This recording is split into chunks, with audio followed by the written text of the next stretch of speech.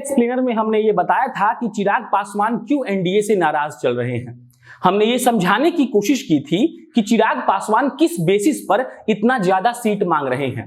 एक लाइन जो मैंने ये कहा कि जिसके पिता मौसम वैज्ञानिक रह चुके हैं वो भी कोई ना कोई छोटा वैज्ञानिक जरूर होगा, और चिराग साहब ने अपने वैज्ञानिक होने का एक सबूत दे भी दिया है। नमस्कार, मेरा नाम प्रशांत राय है और आप जनता जंक्शन देख रहे हैं। चुनाव के नजदीक आने के साथ हमारा एक काम यह भी है कि हम आपको उन सारे उठापटक से रूबरू करवाते रहें जिसको आप जान सकते हैं, जो आपके लिए जानना जरूरी भी है। और इसी के मद्देनजर एक खबर जो कल ही आ गई थी वो ये है कि चिराग पासवान ने अपने मुंगेर के जिला अध्यक्ष को अगले आदेश तक के लिए सस्पेंड कर दिया है। मुंगेर के उस जिला अध्यक्ष का नाम है राघवेंद्र भारती। राघवेंद्र भारती ने क्या किया था? जवाब ये है कि राघवेंद्र भारती ने मीडिया में ये बयान दिया था कि बिहार में एनडीए अटूट है, मतलब एनडीए में जितनी भी पार्टियां हैं उनमें कोई दिक्कत नहीं है, सारे लोग खुश हैं और वो लोग मिलकर चुनाव लड़ने वाले हैं। जैसे ही ये खबर मीडिया में आई और चिराग पासवान को ये पता चला कि ऐसा बयान दिया गया है तो उनको सस्पेंड कर दिया गया। अब आप समझ सकते हैं कि क्या खेल चल रहा है। एक नजर से आप देखें तो इसे प्रेशर पॉलिटिक्स भी कहा जाता है। प्रेशर पॉलिटिक्स में होता यह है कि आप अटपटे बयान देते हैं सामने वालों को यह महसूस कराने के लिए कि आप कुछ और चाहते हैं। असलियत यह होती है कि आपको कॉम्प्रोमाइज करना होता है कुछ सीटों पर। आप खुलकर नहीं बोलते हैं, जानबूझकर ऐसे हथकंडे अपनाते हैं।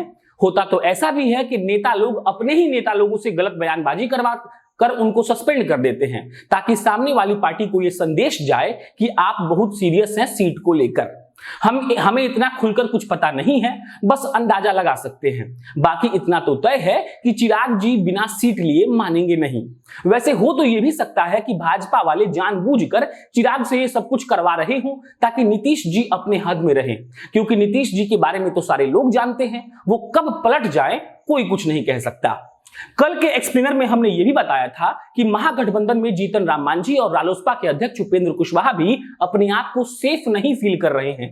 वो भी अपना दिमाग इधर उधर लगा रहे हैं ताकि उनको सम्मानजनक सीट उनके हिसाब से मिल जाए। राजद वाले ये सब करने को तैयार नहीं है और आज का अपडेट ये है कि अब महागठबंधन में बिहार के वामपंथी दल भी शामिल हो गए हैं। खबर के मुताबिक वामपंथ के नेताओं ने 80 सीटें मांगी है। एक बात यह भी है कि वो नेता अभी किसी भी चेहरा पर डिस्कशन नहीं चाहते हैं। चेहरा कौन सा? मुख्यमंत्री का।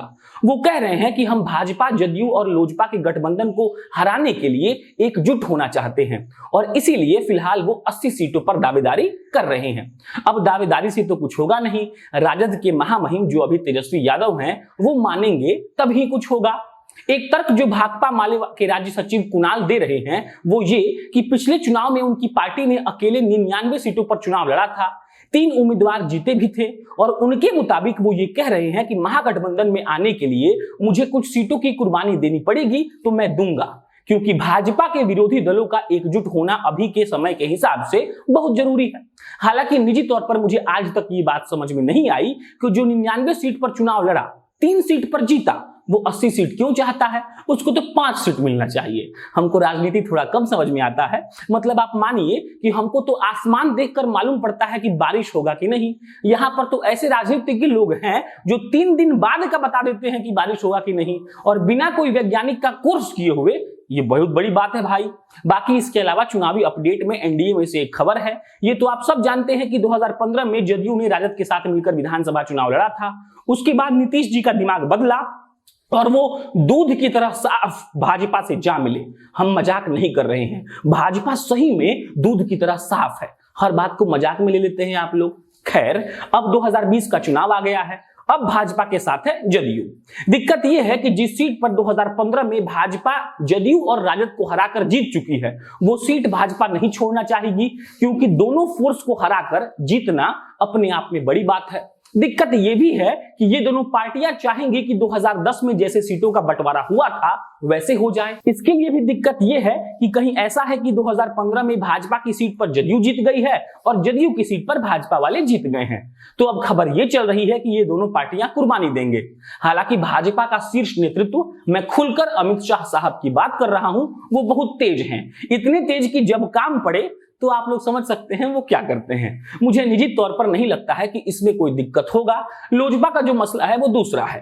आंकड़ों की जानकारी भी आपको होनी चाहिए, इसीलिए आप ये भी जान लीजिए कि 2015 के विधानसभा चुनाव में भाजपा बिहार के ऐसे 24 विधानसभा सीटों पर जीती थी जिस पर दूसरे नंबर पर जदयू थी, और जदयू ऐसे 25 सीटों पर जीती थी जिस पर भाजपा दूसरे नंबर पर थी। तो इसमें दो काम हो सकता है, पहला ये कि ये लोग हेरफेर कर ले सीटों का, दूसरा ये कि ऐसी सीट जो जदयू और भाजपा अपना परंपरागत सीट मानते हैं, मतलब कि जिस सीट से वो वर्षों से लड़ते और जीतते आ रहे हैं और 2015 में वो इधर उधर हो गया हो, उसका सेटलमेंट ये लोग बातचीत से कर सकते हैं। कई लोग हैं जो ये कहेंगे कि जब आप इतना बता दिए तो विधानसभा सीट का नाम भी बता दीजिए। तो जनाब, अब जो 14 सीटों का नाम लेने जा रहा हूं, वहां पर जदयू और भाजपा में 2010 तक समझौता हुआ था और इन 14 सीटों पर जदयू लड़ती थी, लेकिन 2015 के विधानसभा चुनाव में इन सीटों पर भाजपा ने कब्जा कर लिया। उन सीटों के नाम हैं बगहा, नौतन, कल्याणपुर, पिपरा, मधुबन, बैकुंठपुर, अमनौर, बिहार शरीफ, बाढ़, दीघा, वारसलीगंज और झाझा। इस पर जदयू जीतती थी 2010 तक, लेकिन भाजपा से अलग होने के बाद 2015 में भाजपा ने इस पर कब्जा कर लिया। अब इसको पलट दीजिए, भाजपा के जिन परंपरागत सीटों पर जदयू ने अपना कब्जा कर लिया उनकी संख्या है 5।